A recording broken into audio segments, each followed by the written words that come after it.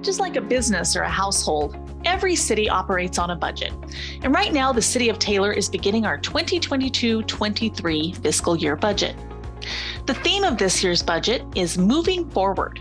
Taylor is growing fast. We have new developments coming our way and lots of exciting changes anticipated in the city in the coming years.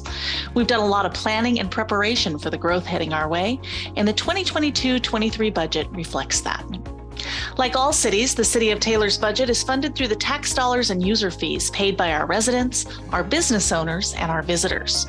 So to help you understand it a little bit better, we put together a series of interviews with our Chief Financial Officer, Jeff Wood. He'll explain how the budget works and what happens with the tax dollars and user fees you pay throughout the year. Enjoy. In this video, Jeff tells us about some of the highlights from the 2022-23 fiscal year budget. So this year's budget's got a lot going on. The first thing, like we talked about, the tax rate's going down from 76.5 cents down to just under 65 cents. We did increase the over 65 exemption. So if you're over 65 and your property is homesteaded, you're going to get a $40,000 exemption this year instead of $30,000. And the city also established a disabled person exemption at $40,000. So if you're a disabled person and you're disabled through Social Security or classified as disabled and collect Social Security benefits for a disabled person, you will qualify for a $40,000 exemption off your city taxes for that as well. We're also, we have applied for some grants for police and firefighters.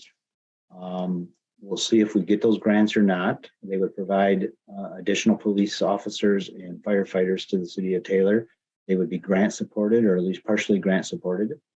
So we set some money aside in this year's budget in case we do get those grants that we can move forward with hiring those officers.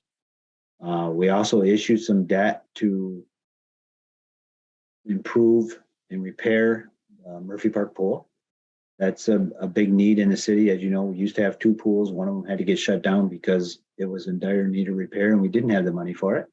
So we issued some debt this year to make sure that we can get Murphy Park Pool fixed and keep that operating going forward for the residents of the city. We also issued debt to do some major improvements out at the animal shelter. A lot of people are interested in that, and that's a project. It's a little over $2 million now for that project, and that's going to enhance the ability out at the animal shelter.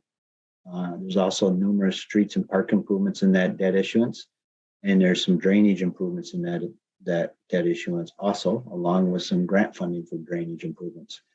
So we've done a lot with the general fund from an operating standpoint. And then again, I talked about, all the stuff that we're going to do with that $6 million in use tax that we're treating as one-time revenue.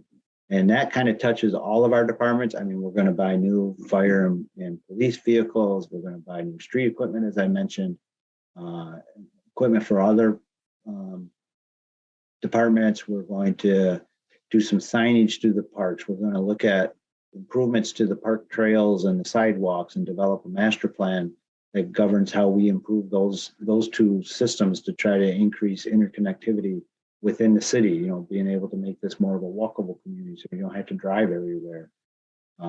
Numerous improvements to the city facilities and such. So those are the highlights on the general fund side of the budget that I think are important for people to understand that, we're, as I mentioned before, we're starting to get some revenue from growth, and we're focused on using that revenue that we're receiving and increasing the quality of life here within the City of Taylor and doing things. We're buying equipment so we can improve the quality of the streets, or making improvements within our park system, or making them more user-friendly through signage or enhanced trail systems and such, or making our sidewalks ADA compatible and connecting our sidewalks together so people can get through town without having to drive.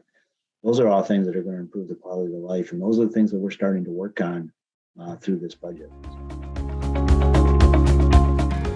Thanks for joining us for this Budget Bite. Visit our website at taylortx.gov to see the annual budget and also learn more about our city.